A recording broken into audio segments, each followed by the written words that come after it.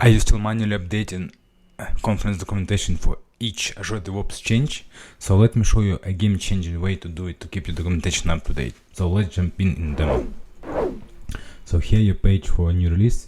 As you see, it contains first objective to build a virtual ski resort in Arduino Arcalis. You have main items, you have all items related to the project, and of course you have query nodes.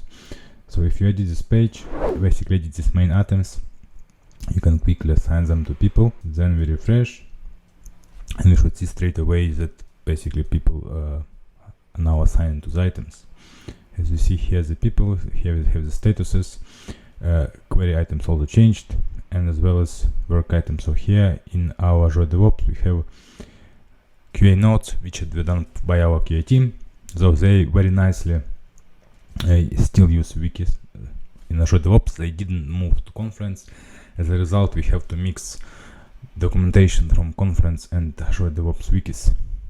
Here's a nice example of this. So if you edit the page, you can see that for this particular version we want to display release notes, items. So let's say we don't want to show, we can hide headers, as well as we can hide paging. But very interesting point here is that you can also specify which Azure DevOps work item fields you want to see. So for example, for this you will need to jump in the configuration.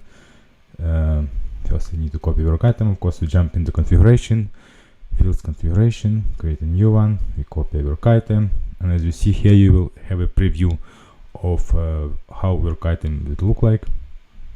In this case, let's have created by and created date of this work item.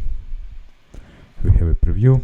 So as you see, this data now coming in, it comes to work item as well as shared work item such queries. So we store it.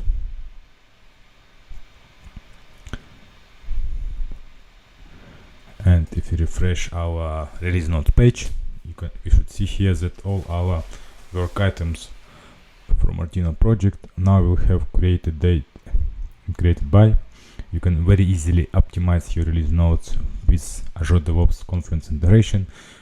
You won't need to jump between Azure DevOps and Confluence. As you see, the application is very fast to use, very easy to use, as well as enables you to streamline your operations.